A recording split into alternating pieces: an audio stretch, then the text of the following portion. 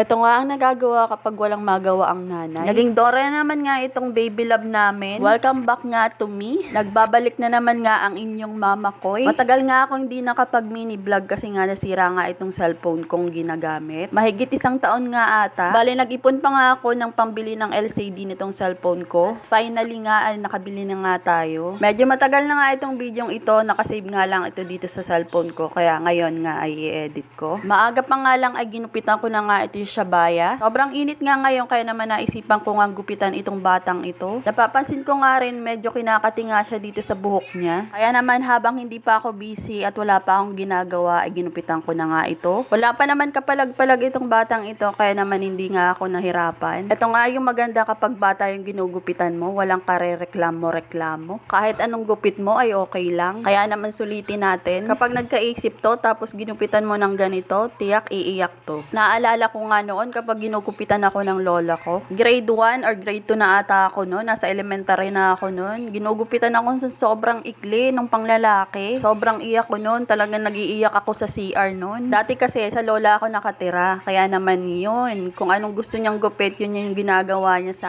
akin. Yung buhok ko kasi noon makapal tapos kulot. Tapos hindi ko pahilig noon na suklay. Kaya yun, lagi akong sinasabihan, bunggo! Pag nakikita daw niya kasi ako para daw siyang naiinitan. Para sa akin. Tapos lagi pa ako nun sa arawan. Kaya naman yung kuto ko tapos lisa talaga naman. Syempre bata pa nun ako tapos babae ako. Tapos papasok ako sa school na sobrang ikli ng buhok. Talaga nahihiya ako nun. Kaya naman kapag naaalala ko yun talaga naman natatawa na lang ako. Sobrang sarap balikan yung mga childhood memories natin, di ba? Tapos nakakamiss rin yung lola ko na nasa heaven na nag-alaga sa akin at bumili ng mga damit ko noong bata pa ako. Tapos tinatahian ako ng mga damit. Shout out sa'yo, Nanay Glo. Ay siya, baka magkaiyakan tayo dito. O, tingnan mo naman tong batang to after gupitan. O, diba? Tuwang-tuwa naman siya sa gupit niya. Kahit anong look niya, talaga naman masaya siya. Tapos happy. O, wala pa siyang pakialam eh. Cute-cute naman ang batang tong. Dorang-dora talaga. Ay siya, hanggang dito na lang. Salamat sa panonood.